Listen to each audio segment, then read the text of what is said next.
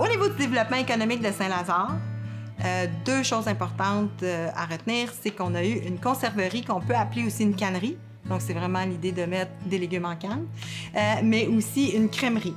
Donc, pour ce qui est de la conserverie ou la cannerie, on peut l'apercevoir encore, le bâtiment existe et il est sur la montée Saint-Lazare. C'est comme une espèce de gros dôme, là, un peu en métal, là, qui malheureusement maintenant est rouillé. Mais on sait que la ville de Saint-Lazare a décidé de classer ce bâtiment-là comme étant un bâtiment historique. Donc, il ne pourra pas être démoli. La construction de la conserverie. On parle de 1930, quand même, une bonne révolution de la part de M. Apollinaire Turcotte. Et M. Turcotte, lui, avait des terres sur la montée Saint-Lazare. Il cultivait 200 arpents de petites fèves et 300 arpents de tomates. Donc, lui, il s'est aperçu qu'il y avait beaucoup d'abondance au niveau de ses légumes et puis qu'on est à l'ère où ça commence de pouvoir, tu sais, que les gens veulent conserver leurs choses un petit peu plus longtemps. Donc, lui a décidé d'ouvrir sa cannerie conserverie parce que lui, avant, il vendait ses produits maraîchers au marché de la Chine. Donc, dans Vressange, il n'y avait pas de marché encore agricole. Il fallait aller à la Chine pour vendre ou acheter les légumes. Donc, lui, il a trouvé qu'il y avait vraiment une nécessité ici, dans notre coin à Vaudreuil-Soulanges.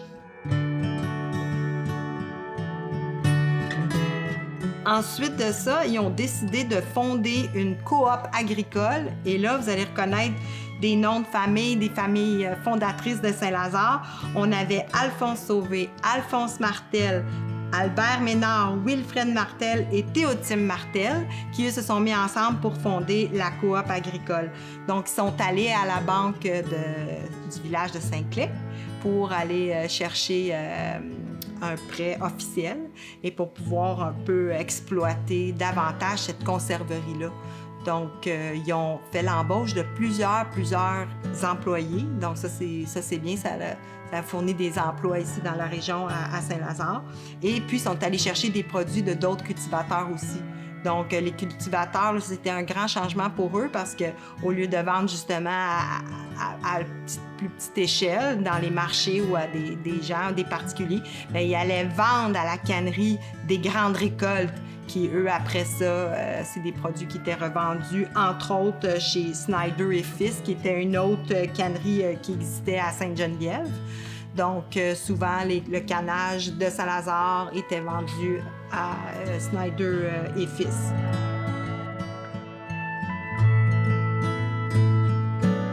Par contre, quand la Deuxième Guerre mondiale est arrivée, c'était un petit peu plus compliqué financièrement. Il y a même Maurice Duplessis qui a octroyé une subvention de 14 500 $ pour la cannerie, ce qui était un gros montant, évidemment, pour l'époque. Ils ont été capables de subvenir un peu à cause de cette subvention-là, mais malheureusement, en 1947, ils ont fermé la cannerie. Et la compagnie dont je vous parlais, Snyder et Fils, a décidé de louer la cannerie de 1955 à 1960. Donc, pour 5 ans, ils ont exploité les locaux là.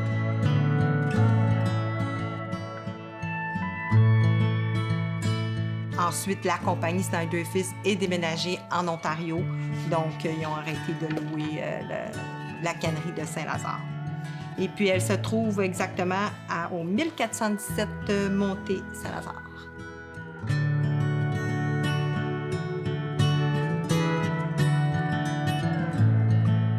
Quand la cannerie a ouvert ses portes, surtout quand ils ont fondé leur coop et c'est devenu à plus grande échelle, bien là, ça a eu un impact important sur les familles parce que ça a créé beaucoup d'emplois. Définitivement, la cannerie a été comme un tournant dans le développement économique de la région parce que là, tout d'un coup, on se faisait connaître.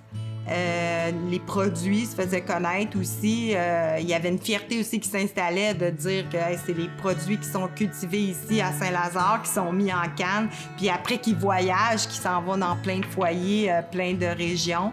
Donc, c'est définitivement un tournant important pour Saint-Lazare.